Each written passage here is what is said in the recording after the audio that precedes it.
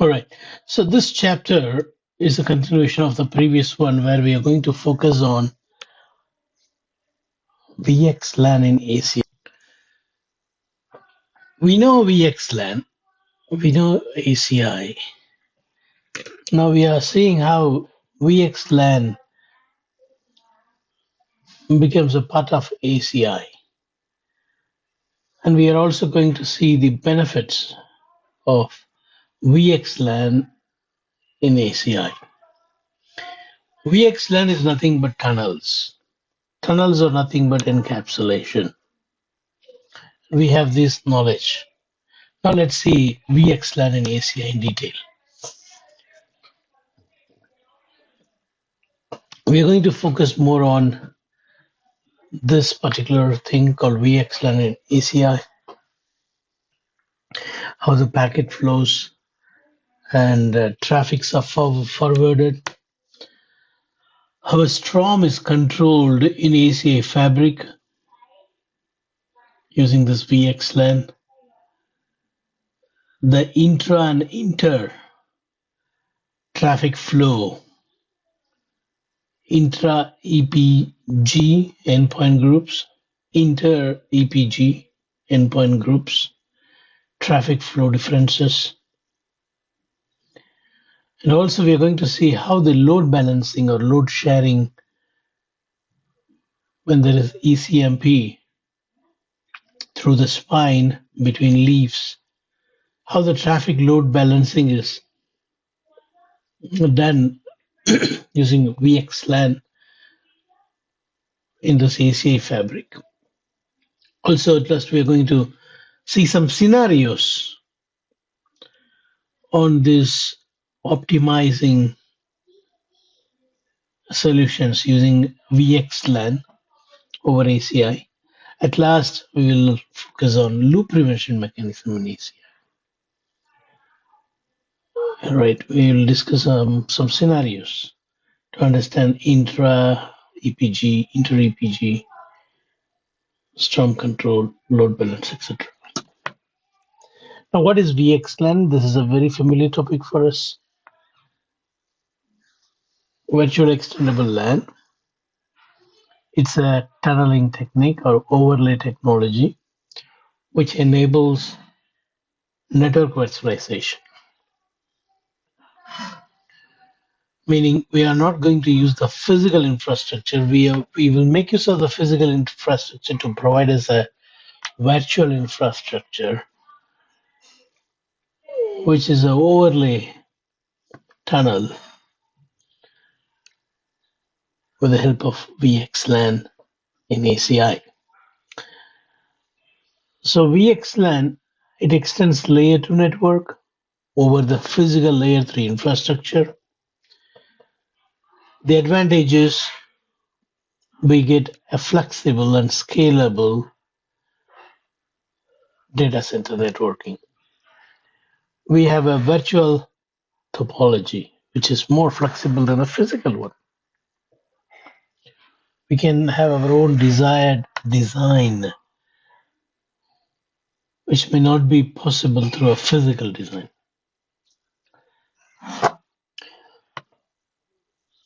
So ACI uses this VXLAN as a primary encapsulation mechanism to allow this layer 2 traffic or layer 3 traffic between the leaf switches. How VXLAN works in ACI?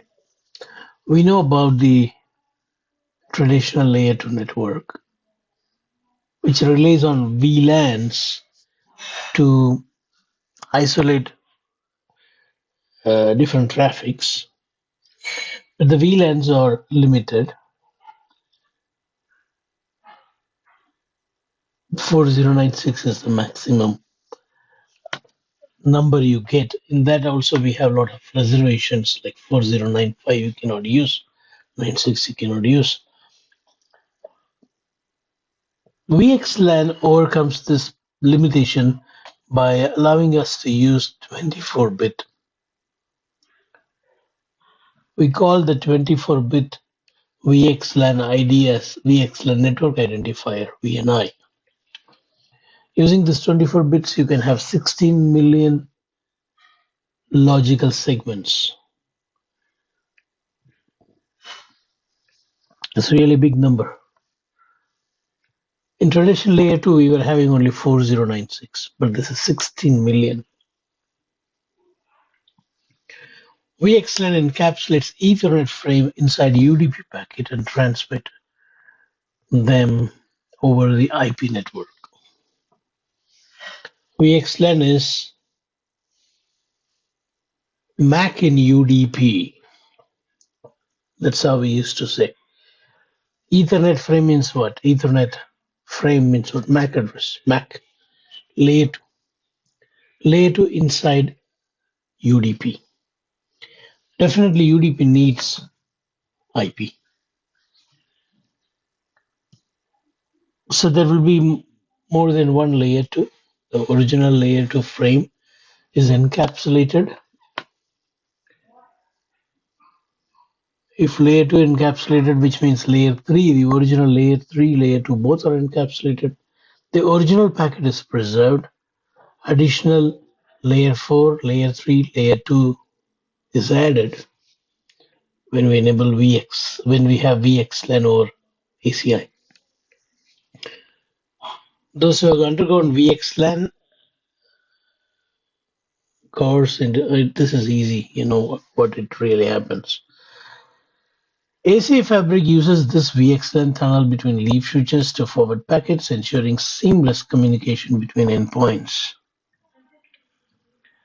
Yep. So we are not going to create VXLAN tunnels in ACI.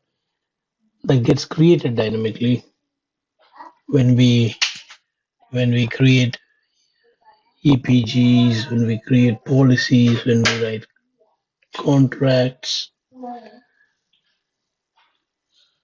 when we have a bridge domain.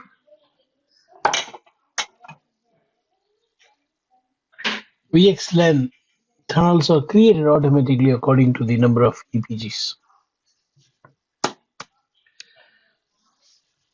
Benefits of VXLAN and ACI. Increase scalability. You know the meaning of it. It's not 4096, it is 16 million now. 16 million different type of traffics you can have. One totally isolated from the other. Flexibility enables seamless communication across layer 3 boundaries. You know, you got a lot of layer 3 routers, but because you're using VXLAN tunnel, which is on top of this layer 3, the tunnel is what you're going to focus, not the underlay layer 3 routers. So you got a seamless communication across layer 3 boundaries. I mean, between leaf to leaf, you don't care about the underlay layer 3 because you already got a VXLAN tunnel between the leaves. You need to only focus on the tunnel. Multi-tenancy support. Each tenant can have isolated VXLAN segment. Earlier in the previous class, we saw we create tenants. And we also saw different types of tenants. Now, we can create multiple user-defined tenants, and each tenant can have 16 million VXLAN segments.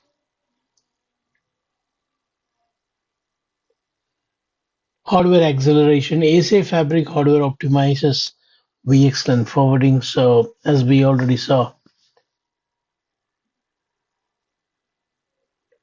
we are not going to focus on the hardware. Right. Next thing is the security, because you got multiple tunnels And the tunnels are isolating one traffic from the other, one tenant from another. That is a security.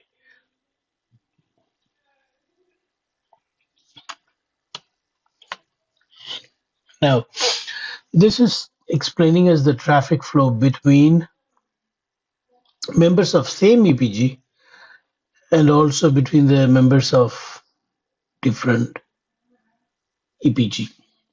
Same EPG is referred as intra-EPG communication or intra-EPG flow. Different EPG, inter-EPG traffic flow. So as it is written there, you see intra-EPG traffic flow, traffic between endpoints with the same endpoint groups. Say, for example, there are two VMs on the same EPG. These two VMs can talk. There is no need for a contract. Contract is like an advanced ACL. In ACI, we don't write ACL, we write contracts. There is no need for a contract when two devices of same EPG communicates. That's what the second point says. No explicit contract is required for intra-EPG communication.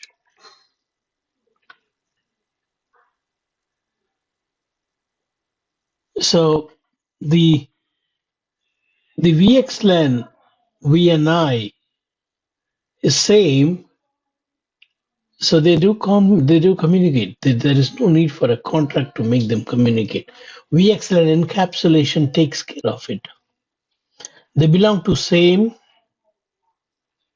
VNI, the members of same EPG. VXLAN encapsulation ensures that the traffic remains within the same bridge domain.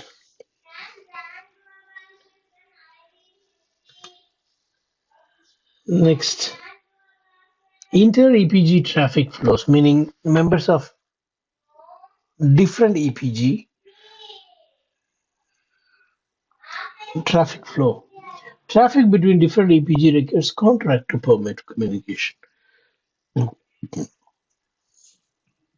Contract needs filters and subject rules. We will see in detail in coming slides what is this filter example for subject rules and so on. But the contract contains these two things, filter and subject rules. Like port numbers, those things are filters. Contract contains filters and subject rules that defines which type of traffic are allowed to communicate between different EPGs. By default, ACI follows kind of black box, deny all.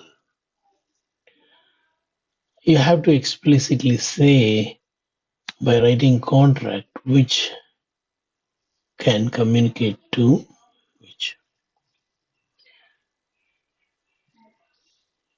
It's called inter-EPG traffic flow in ACI.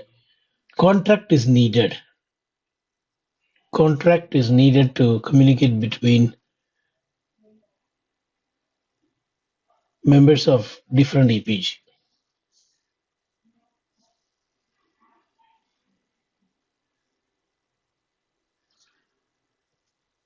By default, no traffic moves in between EPG without a contract. It's not possible. But within that same EPG, between the members of same bridge domain, the traffic will go. Even if they are in different switch, never mind. Even if they are in different leaf switch, they move because they belong to same EPG, same VNI, same bridge domain. All right, traffic optimization in Cisco ACI, meaning how traffics are effectively sent, handled effective handling, optimization,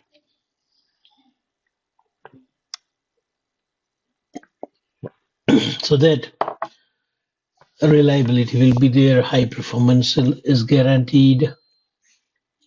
How traffic optimization in Cisco ACI is done.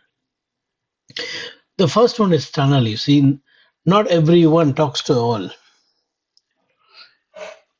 Only the member of same tenants can talk. Tenant is one boundary, and then bridge domain is another boundary. VXLAN tunnels. These are all making things better. Same reason, why do you go for VLANs? Creating multiple broadcast domain helps to utilize the switch in an optimal way. When there is a big broadcast domain problem, so we break down the broadcast domain by creating VLANs. In ACI, almost the same reason. Creating VXLAN tunnel is creating virtual circuits for different type of traffic, isolating from one to another. And then using the ECMP feature to load balance so that the traffic will be reaching the destination earliest. No wastage of any path. All paths are used here, not like STP. Here ECMP is a very big advantage. Local switching, contract-based forwarding, policy-driven path. These are the reasons why how ACI can provide optimized traffic flow. We are going to see these things in detail now. This optimization reduces the congestion, improves application performance, ensure predictable network behavior, meaning you can very well say this will be the time taken for traffic to move from this VM to that VM. A predictable network behavior. Now, these are 5 key components that helps ACI to provide traffic optimization. Number 1, local switching versus remote switching. Number 2, equal cost multipathing routing for load balancing. 3, ACI contracts. If contracts don't allow traffic, can't dream. No communication. So that is also a kind of optimization. You see, instead of forwarding and dropping later, you don't even send because there is no contract.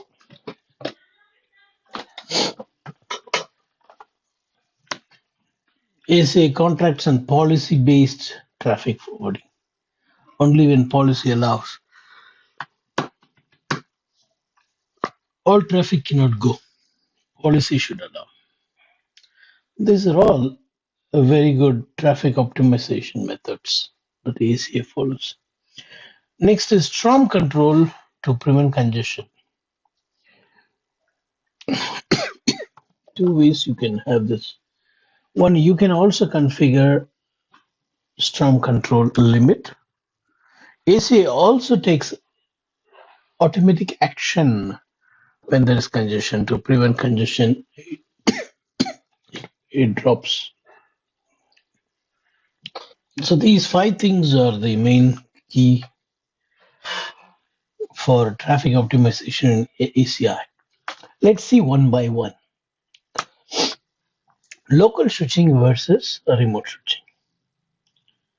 Let's say 2 devices belong to same EPG. They belong to same EPG. Not only same EPG, they are connected to the same switch. same EPG, that is logical switch, same broadcast domain, same EPG. And then same leaf switch, physical switch is also same. First of all, if the members are of same EPG, will there be a need for a contract? No. Plus, there is no need for going through a spine here. There is no need for VXLAN here.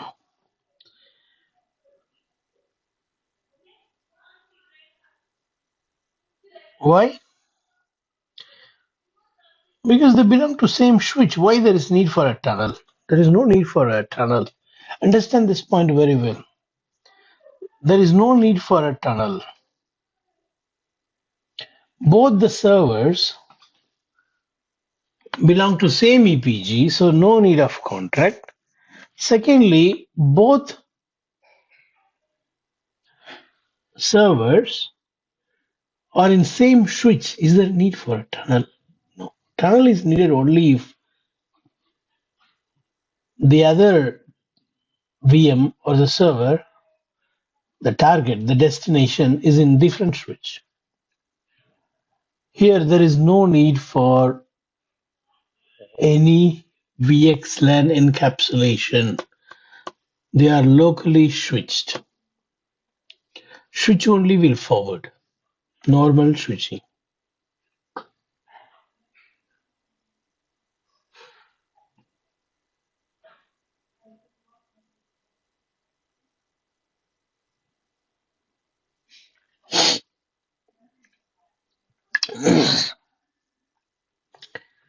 VXLAN encapsulation is not needed. The leaf switch directly forwards the packet based on EPG membership table. Because they both belong to same EPG, they're allowed. Optimization benefit. What is the benefit? Eliminates unnecessary traffic across the fabric and reduce latency. So there is no need for sending through the spine here because both are in same leaf. As a result, we have not consumed the bandwidth of fabric unnecessarily. Even the time is reduced, time taken is reduced. It's the same switch, local switched. Can you imagine what I'm trying to say here? Do you have a question here?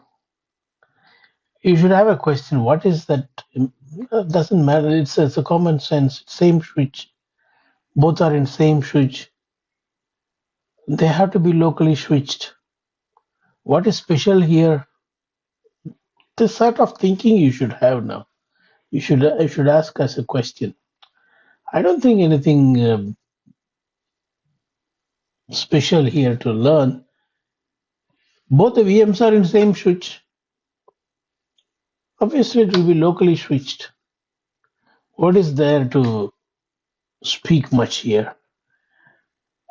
If you will think like that, I want you to imagine something like this. ACI is a collection of switch, and it is single fabric that you need to understand. And the controller is not in the data path, it's away. Epic is away from the path. Controller is outside. That leaf is not the ACI, many leaves and spine all together only forms a ACI fabric. In that big fabric, if a switch can do this smart decision, of course it's a very, very big thing. It's not saying let me go and consult the controller and come, whether to switch locally or not. It is not saying, hey, we all belong to one EPG and EPG is also connected to a VXLAN. Let us go through the VXLAN and come back. It's not saying like that. It's not saying let us go to a spine switch and let's come back. If you see ASR routers, they will have RP, route processor.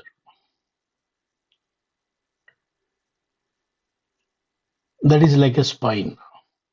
And they will have a lot of line cards. That's like a leaf.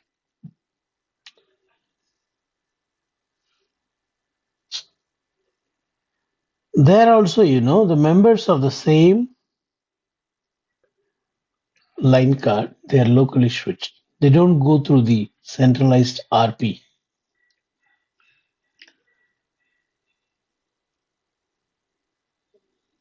There we understand it is single switch, multiple processor. But here you see, it's a big fabric, multiple physical switches forming one big logical ACI switch, ACI fabric. And the controller is not on the ACI fabric, it is away. It's not in the data path, data plane. It's something big, okay? A switch recognizes that both the parties belong to same EPG and both the parties are in same leaf. So we no need to do any VXLAN encapsulation and we have to do local switching. You no need to unnecessarily send the traffic to someone and then get redirected back to us. It should be local switched. No need to touch the spine. Definitely, it's a big benefit. Local switching. Now let's talk about the remote switching. If the endpoints are of same EPG but connected to different leaf switch, which means both the endpoints are of same VXLAN. So now you can do the VXLAN encapsulation to reach the other endpoint, which is in the different switch. So the traffic is going to now follow the optimal shortest path. We have the leaf and spine with 2 hops anywhere to anywhere. That's the advantage it is leveraging here, called equal cost multipathing. All the paths are going to be the same cost.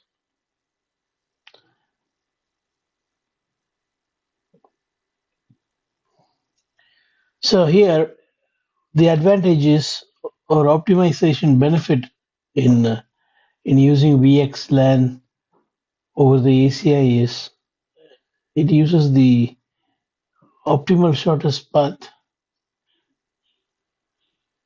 It takes the path which has got high speed, means more bandwidth. That's the advantage. So the very first point is local switch and remote switching is covered. Local switch, remote switching. Local switching, members of same EPG are in same leaf. Remote switch, members of same EPG but in different switch needs VXLAN. They need VXLAN. Second point is the equal cost multipathing.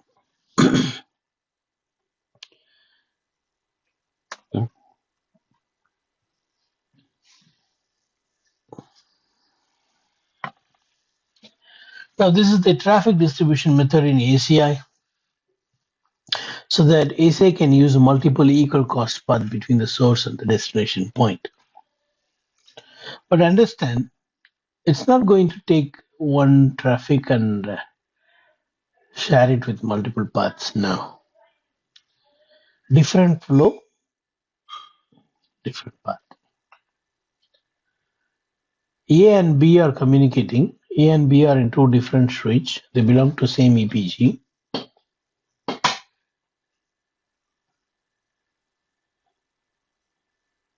Now C and D is also communicating.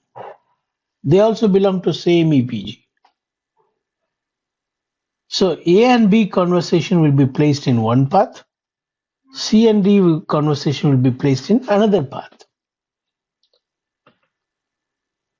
Though they both belong to same switches. A and C are in one switch, B and D are in another switch. A is talking to B and C is talking to D. They both belong to same EPG. All these four belong to same EPG. Both the flows belong to same VXLAN tunnel, but the physical path that they take is not same. See the second point here. ACI dynamically selects one of the multiple available paths to forward the traffic, ensuring better utilization of network resource. So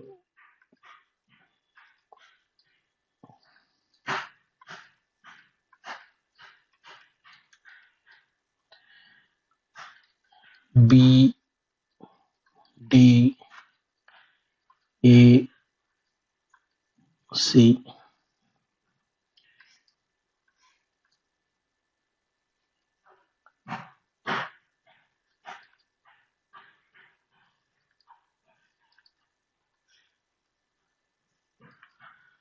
Now A will take this path, let's say.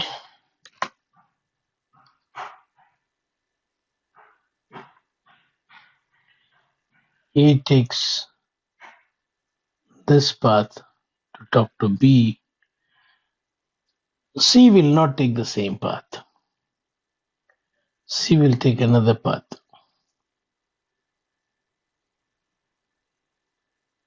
to talk to D. They both belong to same APG, same VXLAN, but to use the network resource effectively, ACI dynamically selects one of the multiple available paths.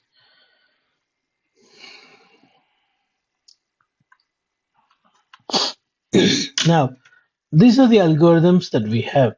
ACI calculates multiple paths via the spine switches for VXLAN tunnel. The hash algorithm determines the best path per flow base. That's very important, per flow, which I just drew and show you. A to B is one flow, C to D is another flow. So the load sharing is going to be like this. If the source and destination IP is same, then same link. If it is different, then different link. You can also switch to the source and destination MAC address, or you can also optionally go and enable any of this. The default is source destination IP address. Okay, if one of the spine switch fails, say for example load sharing is happening, different flow in different spine, it is forwarded. Now the spine, one of the spine fails. No need to worry about ACI will take care. ACI will automatically reroute the traffic via the other available spines. Those pinning, those mapping will happen automatically.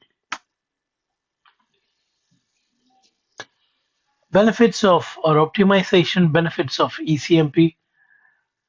Because you're going to use all available paths, there is no bottleneck. And when a spine fails, automatic rerouting happens through other spine. So fault tolerance.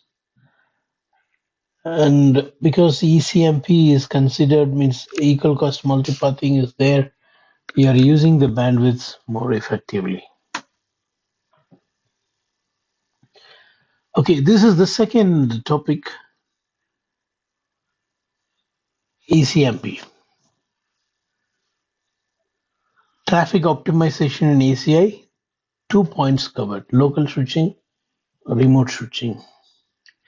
ECMP, third one is ACI contracts and policy-based traffic forwarding.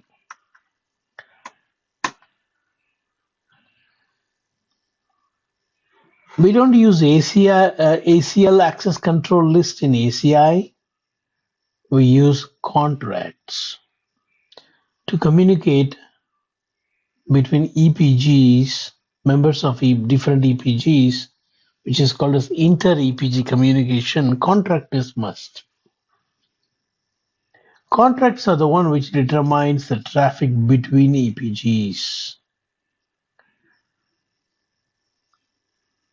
Contract only says how the traffic should go between which members of which EPG the traffics are allowed, etc. Now, for contracts, there are three components. One is subject rule. The other one is filters. The third one is action. Subject rule is nothing but defining the permit or deny, allowed or denied. That is what subject rule. Example, TCP is allowed or not, UDP, ICMP. Defines allowed or denied communication. Is TCP allowed? Is UDP allowed? Is ICMP allowed? The subject rule. Filter is the port numbers and the protocols that are like in TCP 22 SSH. Like services, you can call it as services. And then action policy. If that is matched, if TCP SSH is matched, what should be the action? Permit or deny or redirect via some layer 4 to 7 firewall, something like that. Action policy. So the benefits of having contract is ensures only the necessary traffic are permitted. Not anyone can talk to everyone. Only the necessary traffics are permitted. Reduced unnecessary traffics, meaning there is no flooding unnecessarily. Only the permitted traffics are allowed to forward. And also this improves security. Of course, it is very strict. By default, no traffic moves in between different EPG members unless you write a contract. Right? The contract consists of these three main things: subject rule, filter, and action policy. Subject rule defines allowed or denied communication. TCP, UDP, ICMP. Filter specific port numbers and protocols. Action policy determines how traffic should be treated. VXLAN tunnels for efficient traffic forwarding. VXLAN encapsulation is in ACI enables seamless communication between layer 2 and layer 3 network. ACI dynamically learns the endpoint location and forwards the traffic through the shortest available path, reduces the need for spanning tree. I think you understand these things like VXLAN encapsulation in ACI. Why do we need it? So that there is no layer 3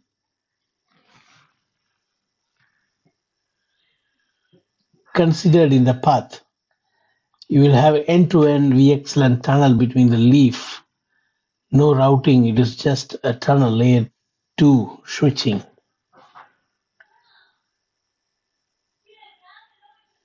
So between the leaves, though we have spines are no way coming into picture because it's overlay we are using the VXLAN tunnel.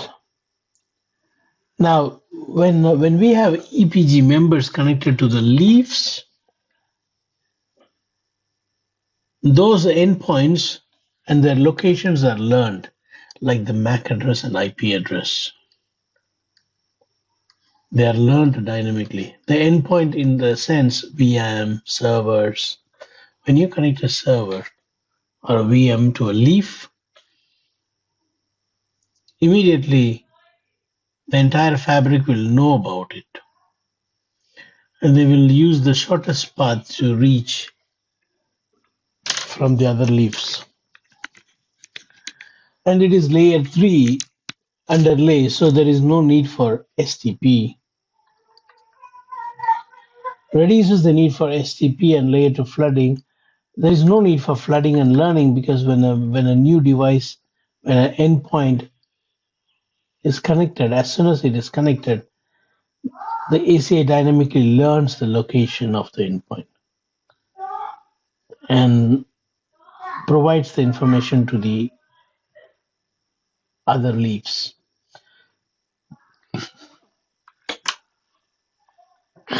This is the secret here. How VXLAN optimizes the traffic in ACI? See, endpoint learning. Leaf switches maintain endpoint table. Every leaf will have a table called endpoint table. In that table, it will show what are all endpoints locally connected, on which port they are connected, what are all endpoints connected on the other leaf, and what is the IP address of that leaf for that remote device MAC address. All those informations are stored in endpoint table, using which the traffic will be forwarded. This is a protocol called Council of Oracle Protocol, COOP. This is the one which is going to advertise this endpoint table. But you should not call it as an endpoint table on the spine, because spine is not connected to endpoint. We can call it as COOPs table. And the spine is not just having a table from one endpoint, it has got collection of collective information from various leaves. The spine maintains a table which is built by collecting the endpoint tables from all the leaves,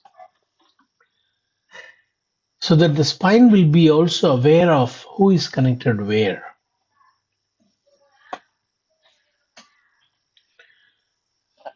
And it is COOP protocol, Council of Oracle Protocol, used by ACI. This is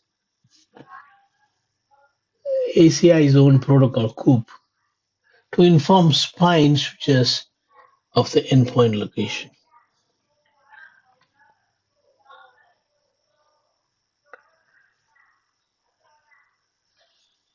Fine. And this VXLAN tunnel is between the leaves, so the spine is not going to be considered as a hop with respect to tunnel, but spine also knows about the location of the endpoint device.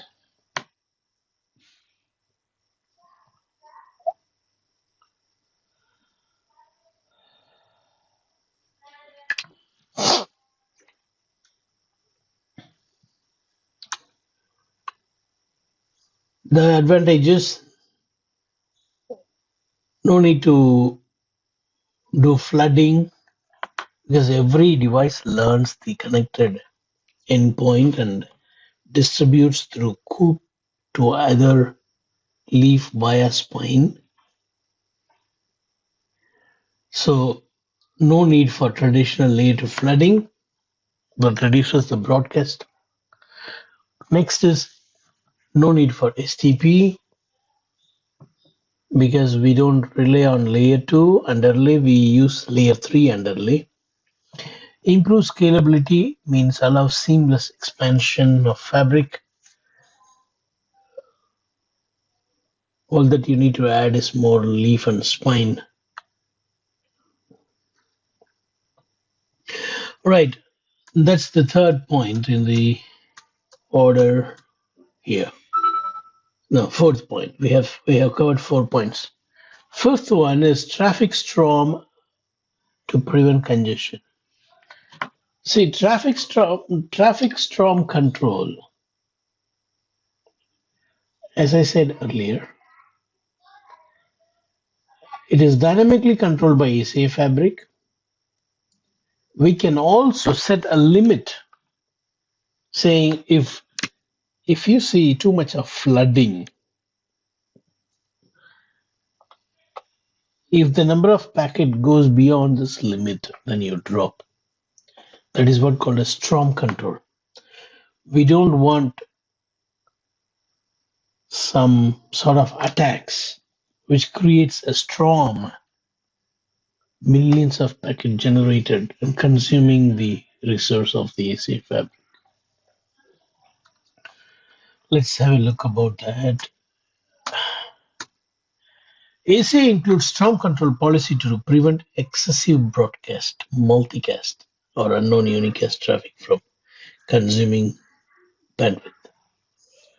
Policies can be applied per interface or per bridge domain to set rate limit on unwanted traffics. So we can set the rate limit. Optimization benefits for storm control: reduces network congestion by blocking excessive traffic, protects critical workload, meaning a particular workload cannot consume too much of CPU. It wants to make sure that other workload also gets enough CPU. So protects critical workload from consuming too much of CPU, overwhelming, too much of bandwidth. Enhance network performance by ensuring only valid traffic to be forwarded.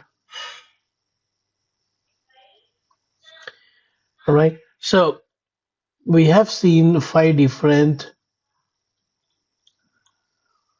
components, key components that makes the ACI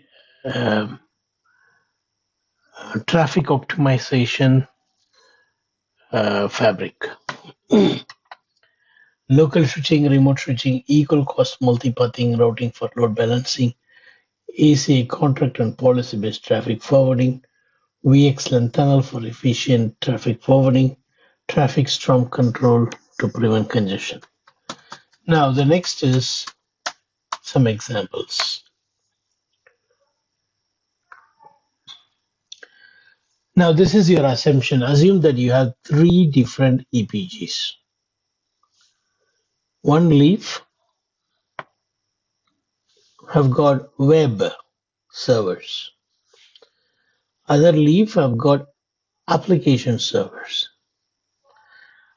The other leaf have got database servers. So we got 3 different EPGs on 3 different leaf. Web is in leaf 101, application is in leaf 102, database is in 103.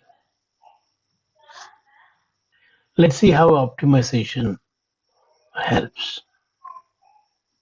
Scenario 1, intra-EPG traffic, meaning if 2 web servers want to talk, they are locally switched. There is no need for VXLAN. This is a very good optimization.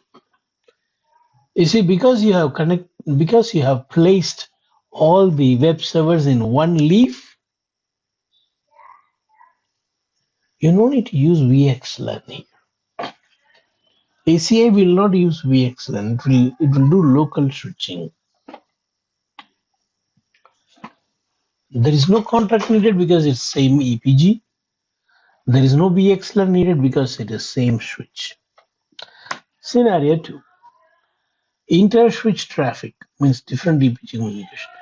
If web server wants to communicate with an application server, what is needed? First thing, it will check whether the contract allows it. If contract allows,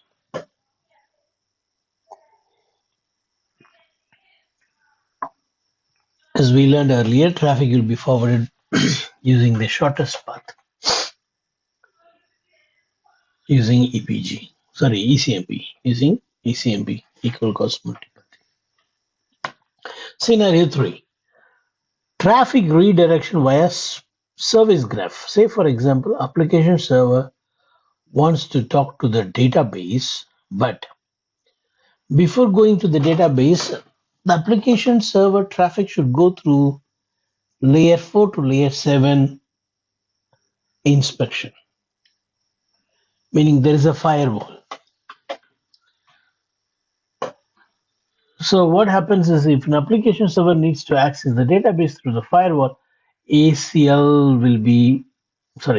means contract will be redirecting the traffic using layer 4 to 7 service graph. Now the firewall applies the security policy before traffic reaches the database. So as I said, application server goes through the firewall and do all the security check. Only when firewall allows, when the security policy allows, the traffic can hit the database. If firewall finds something abnormal, it is not going to allow the traffic to touch the database. That's traffic redirection via service graph. Fourth scenario, preventing traffic storm. As we already know, if an application server malfunctions and floods traffic, ACI storm control policy automatically limits the excessive traffic, preventing network-wide congestion. Automatic. As I said, you can also set limit per interface or per bridge domain, but this is automatic. That is also there, both are there. All right, so here we have everything in one page, whatever we have seen. Local switching, VXLAN encapsulation, ECMP load balancing, contract-based forwarding, storm control and service graph redirection. Any question?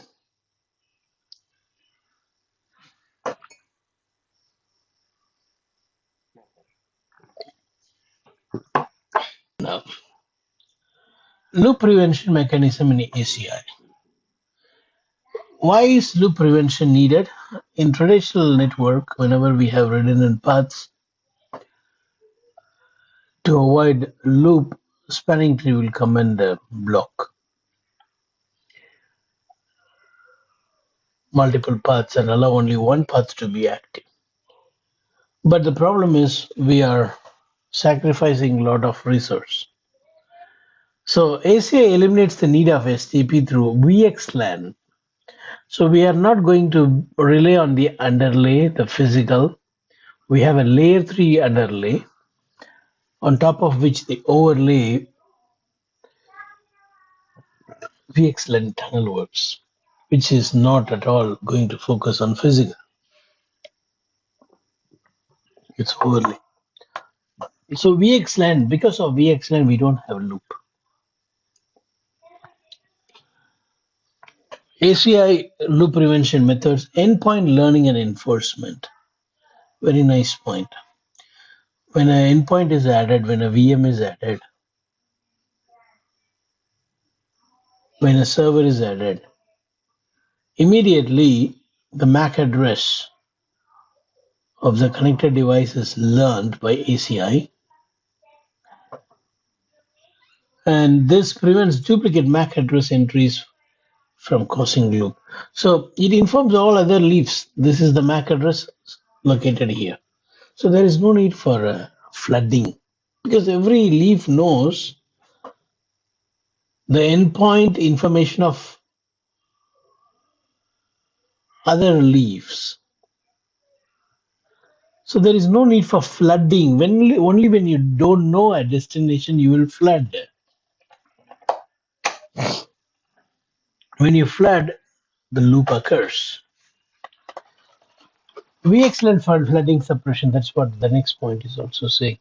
ACI fabric intelligently forwards ARP, neighbor discovery, and broadcast traffic, preventing loop. Say, for example, a computer is asking for a MAC address. Leaf will do proxy. Leaf will say, "Oh, for this IP address, this is the MAC address. I already know him."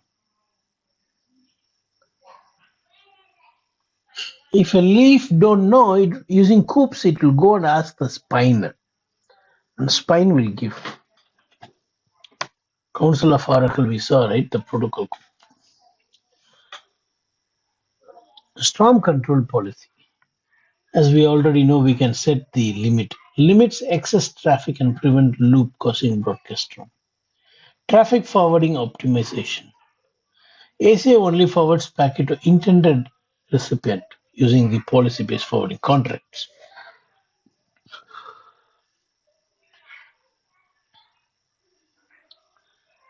All right, this is what we just saw.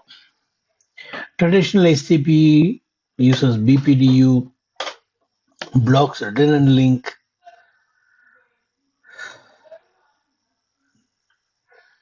For broadcast control, we need to do some tunings. Scalability, you don't have more than 4096 VLANs, whereas ACI VXLAN endpoint tracking is dynamic, learning MAC address of the connected device, distributing them using ECMP and VXLAN tunnels for forwarding the traffic, and broadcast is automatically suppressed. Storm control, millions of VXLAN segments can be created. All right. So this chapter was teaching us how VXLAN in ACI um, provides an optimal high bandwidth, no congestion, low latency fabric. Without VXLAN, no ACI. Right? So we stop here.